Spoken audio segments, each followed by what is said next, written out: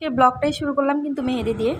কাজ নেই, কী করবো, সকালবেলা ঘুম থেকে উঠে হালকা পাতলা কিছু ব্রেকফাস্ট করে তো ভাবলাম যে একটু মেহেদি লাগাই।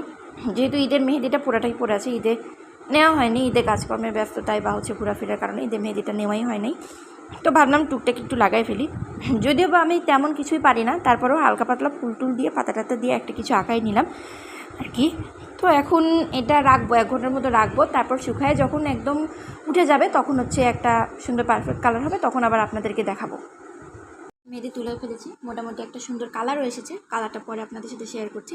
এর মাঝে আমি আপনাদেরকে শেয়ার করবো হচ্ছে আমি এখন যেহেতু শাওয়ারে যাব, তার আগে আমি একটু স্কিনটা ক্লিন করে নিই।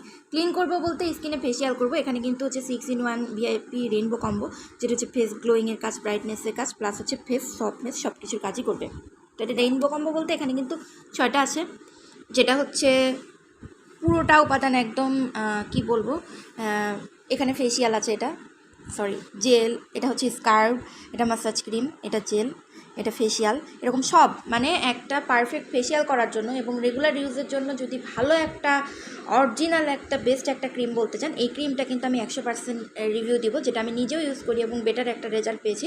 আপনি মিনিমাম 15 দিন, একদিন পরপর ইউজ করলেও বা সপ্তাহে 2-3 দিন ইউজ করলেও কিন্তু খুব সুন্দর একটা রেজাল্ট পাবেন। এটা আমার ইউজের মধ্যে সবচেয়ে বেস্ট একটা কম্বো। দেখেন ইউজ করতে করতে কিন্তু প্রায় অর্ধেকটা শেষই হয়ে এসেছে। এটা কিন্তু দেখেন কি সুন্দর কালারফুল, স্কিনে দিলেও স্কিন কিন্তু খুব সুন্দর শাইনি এবং চকচকা হয়ে যাবে।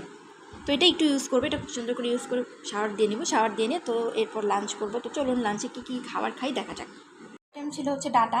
এটা কিন্তু আমাদের পাবনার দেশীয় ভাষাতে হচ্ছে এটাকে ডাটা বলে। এটা অন্য কোনো অঞ্চলের মানুষ খায় কিনা জানি না, তবে আমাদের পাবনার মানুষ কিন্তু খুবই খায়। সজিনা না, কিন্তু এটা হচ্ছে আলাদা একটা জিনিস, যেটা হচ্ছে ডাটা। এটা সরিষা দিয়ে রান্না করে খাই আমরা, খুব মজার এবং সুস্বাদু একটা খাবার। আর আজকে রান্না করা হয়েছিল হচ্ছে রুই মাছ। এটা রুই মাছের বাচ্চা, যেটা হচ্ছে একদম নদীর মাছ, খেতে খুব মিষ্টি এবং মজা, মিঠা পানির মাছ এবং সুস্বাদু। আর সাথে ছিল হচ্ছে বেগুন ভাজি। এখানকার বেগুনগুলো খুব সুন্দর, ফরমালিন মুক্ত লম্বা বেগুন এবং খেতে খুব মজা। যেটা আমি ঢাকার বেগুন, ঢাকাতে থাকি কিন্তু ওখানকার বেগুনগুলো খেয়ে স্বাদ পাই না আমি, একদম একটু তিতো টাইপের বা মনে হয় যে কত পুরনো, কিন্তু এই বেগুনগুলো কিন্তু খুব মজা। তো এই আইটেমগুলো দিয়ে আজকে লাঞ্চটা সেরে নিব। লাঞ্চের জন্য আমি 1 কাপ ভাত নিয়ে নিয়েছি, এখানে 2টো বেগুন ভাজি, তারপর একটু বেশি করে ডাটা, 2 পিস মাছ। এটাই খাবো, এটা হচ্ছে হেলদি খাবার। গরমের দিন কিন্তু একটু পাতলা পাতলা খাবারই খেতে হয়, এই জন্য এখন রেগুলার পাতলা খাবারগুলোই খাচ্ছি। কাজে লাগছে তো ভাবলাম একটু নুডলস রান্না করে দিই, কারণ হচ্ছে নুডলস হচ্ছে হাতের কাছে থাকা সবচেয়ে সহজ নাস্তা এবং বিকালের নাস্তায় খুব পুষ্টিকর এবং মজাদার। পেঁয়াজ মরিচ নুডলস রান্না তো সবাই করে পেঁয়াজ মরিচ দিয়ে। তো এই সব কিছু পেঁয়াজ মরিচ ডিম একবারে মিক্স করে নুডলসটা জাস্ট একটু নাড়াচাড়া করে দিলাম, এই তাছাড়া আর কিছু না। নুডলস তো হচ্ছে এটা রেসিপি দেখানোর কোনো কিছু নেই, ছেলে মেয়ে বাচ্চা বুড়ো একদম পিচ্ছি বাচ্চা থেকে শুরু করে সবাই নুডলস রান্না করতে জানে এবং সবাই খেতে জানে, এটা সবারই পছন্দের খাবার। এর মধ্যে এখন একটু হচ্ছে টমেটো সস দিয়ে খেয়ে নিল। জাস্ট বিকালের নাস্তায় একটু কিছু করছিলাম, এটা আপনাদের সাথে শেয়ার করলাম।